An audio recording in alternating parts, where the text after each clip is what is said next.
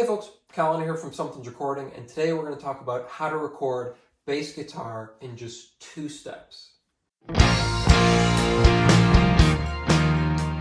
We're talking about recording today, but before we dive in, if you are ready to go a little bit deeper into the mixing process and really start to hone your workflow as an engineer, then I have just the tool for you.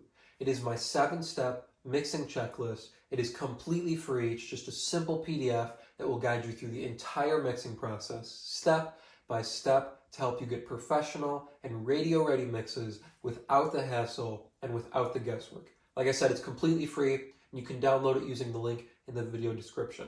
Now let's jump in here and start discussing bass recording. There are 2 things I take into consideration when recording bass guitar. And step number 1 is to capture a good DI signal. Now there's a couple different ways you can capture a DI signal. If you have an amp like this that has a direct out or a line out, then you can just plug your microphone cable, your XLR cable, right into the direct out port, and then you have your direct out signal. If your amp doesn't have a direct out, then you're going to need what's called a DI box, and all this does is your bass player is going to plug into the front of it. There's going to be an in and an out, a 1/4 inch in and out. You'll have your bass player plug into the 1/4 inch in, and then you'll run your 1/4 inch out into your amplifier, just like they were plugging right into the amplifier. And then on the back, you'll have an XLR out, which you can run directly into your mixer or into your interface to get that direct signal from the bass guitar. What the direct signal is going to give you is a nice, clean source, an untouched sound. That way, if you need to do any kind of editing on the bass, you'll have a clean signal that hasn't been distorted or touched by the amp or with any kind of coloring or anything. And you can have a clean source for your low end if need be down the road.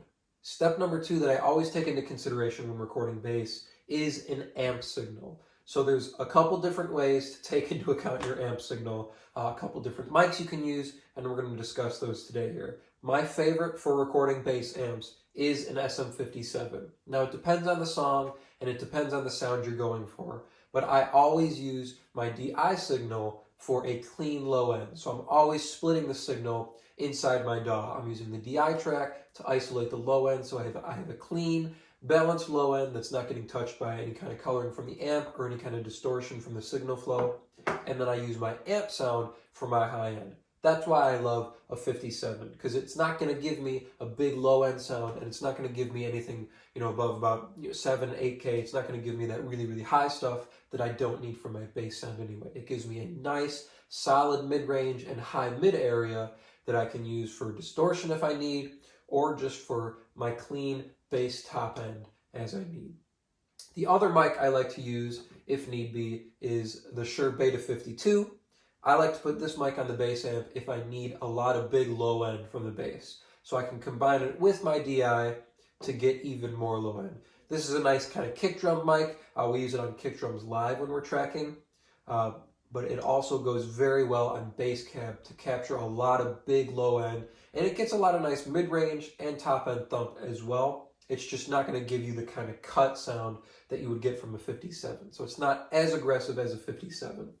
Your other option for miking your bass amplifier would be a large diaphragm condenser microphone or even a small diaphragm condenser microphone, similar to the style of a 57. So it's a little bit smaller, it's not so big and bulky as a large diaphragm condenser would be.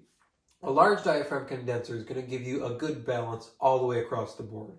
So you're going to get a lot of nice top end, a lot of nice high mids, a lot of nice low mids, and you're going to get a nice low end from your large diaphragm condenser as well. So it's going to give you a nice balance across the board.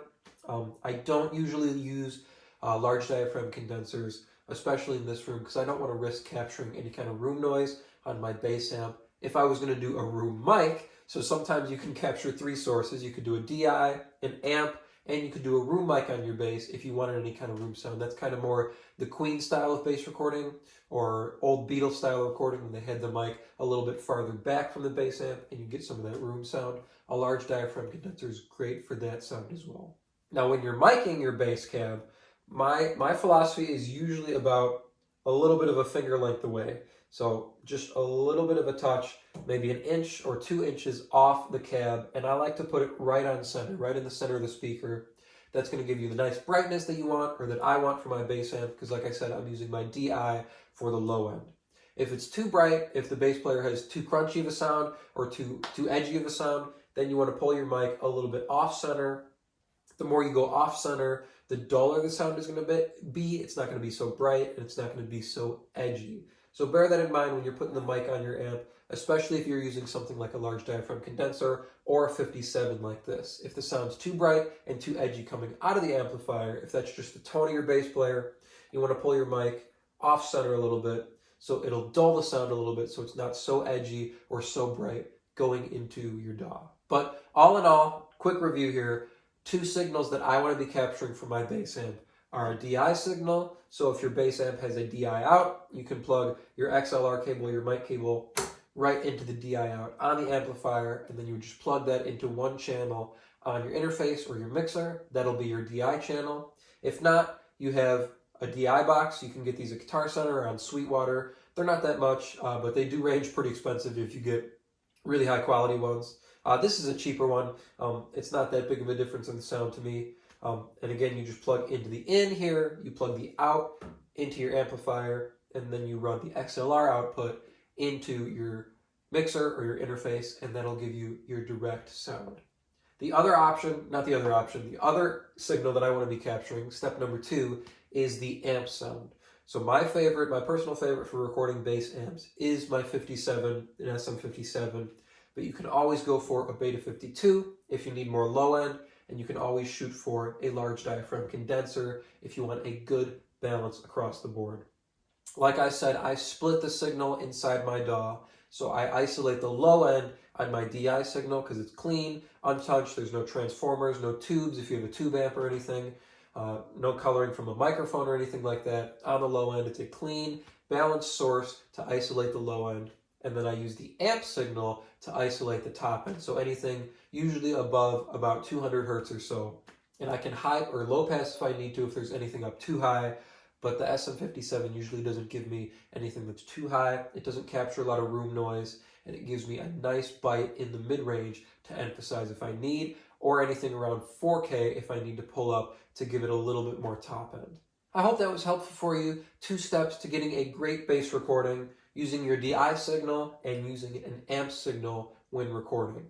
Now, if you're ready to take your mixes to the next level and really start to dial in your workflow as a mixer, then I have just the tool for you, my 7-step mixing checklist. It is completely free, and you can download it using the link below and start creating more professional mixes in less time. Thank you so much for watching, and I will see you in the next video.